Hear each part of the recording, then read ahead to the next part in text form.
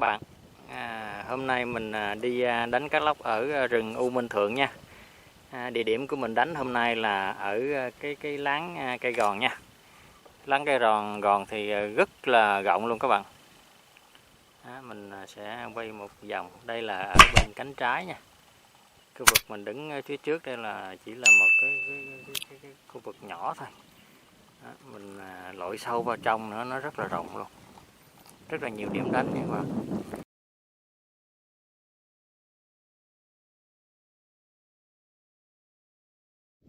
Trời đang mưa lâm râm, sáng sớm đã mưa rồi, nhưng mà cũng may mắn vừa lên được một em nha. Đây các bạn, cũng khá khá. Em này chắc khoảng 600g, vừa lên luôn.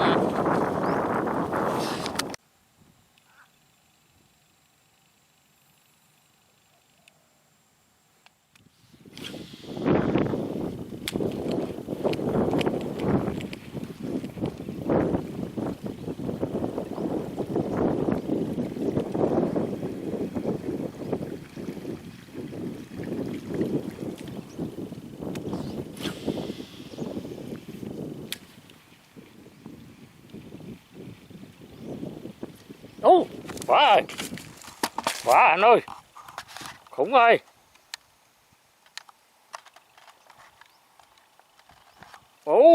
Đen thù lù luôn ta. Dời cá lên coi. Hay quá vậy ta.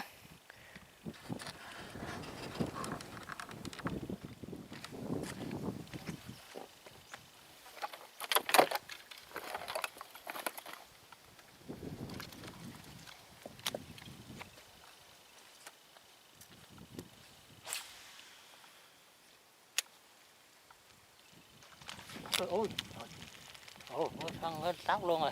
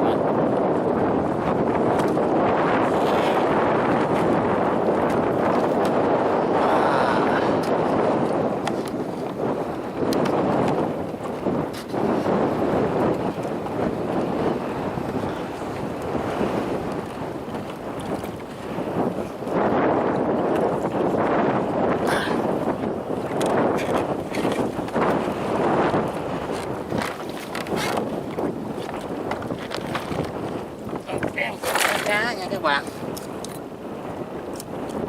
Sáng giờ 4 em các bạn, mà trời mưa quá quay được có một em thôi nha.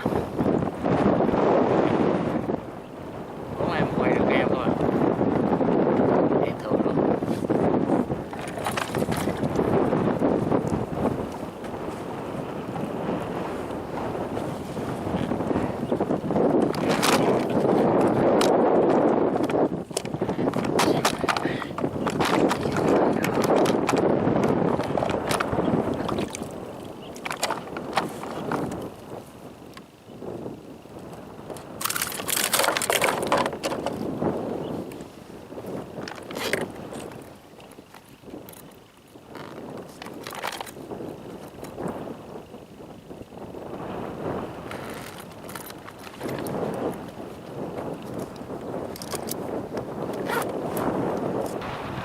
Trời mưa nữa rồi các bạn ơi, sáng sớm mưa, giờ này mưa nữa rồi.